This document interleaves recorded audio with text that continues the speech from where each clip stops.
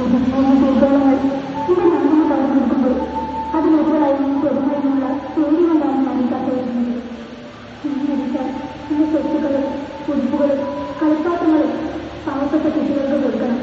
പിന്നെ എനിക്ക് ഇഷ്ടമുള്ളൊരു കുഞ്ഞിരിപ്പുണ്ട്, അതൊന്ന് ചെന്നു കൊടുക്കണം. ഞാൻ കത്തെഴുതുമ്പോൾ പുറത്ത് വെട്ടിത്തെളികളുടെയും വിടയത്തിൻ്റെയും മരുന്നീരും തോന്നുന്ന മനസ്സിൻ്റെയും ശബ്ദമെന്ന് വല്ലാതെ എടുക്കുന്നു. ശരിക്കും ഈ കത്തിൻ്റെ ചോദ്യം വരുന്നു അറിയില്ല.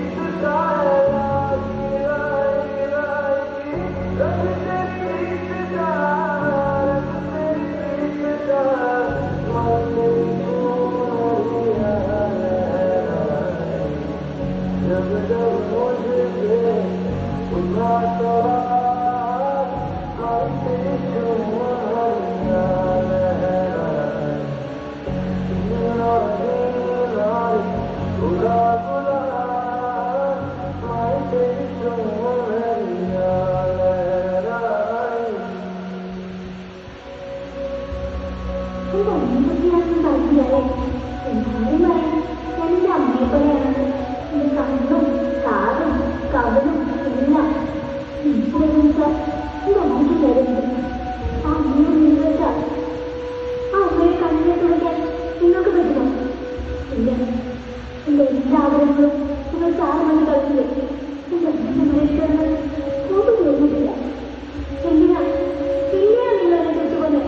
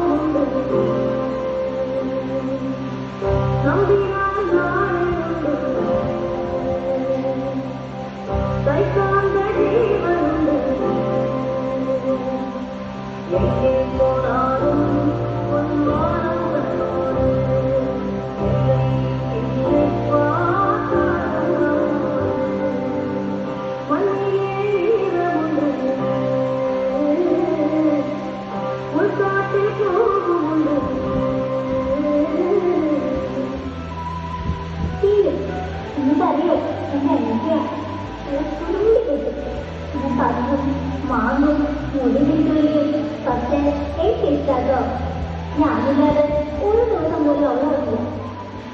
നിങ്ങൾ അവരുടെ ചേച്ചിയെ നടക്കുന്നുണ്ടാവില്ലേ? അച്ഛനമായി അവളെ നോക്കി നിൽക്കുമ്പോൾ അവൾക്ക് അറിയില്ലായിരുന്നു അവളുടെ ചേച്ചി വെളുപ്പിൽ ഉണരില്ലായിരുന്നു. ചേച്ചി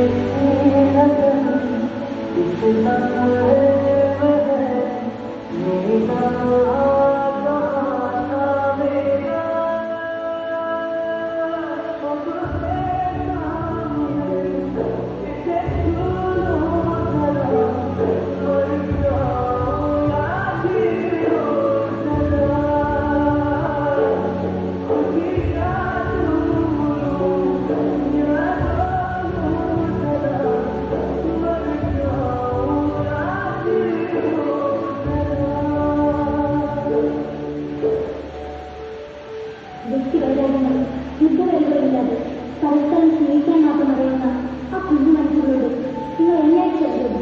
നിങ്ങളുടെ നേരെ സൂര്യൻ ഒഴിച്ചു നിൽക്കുന്ന പകലുകൾ പോലെ ഭയം കൊണ്ട് ഇരുണ്ടതായിരുന്നു.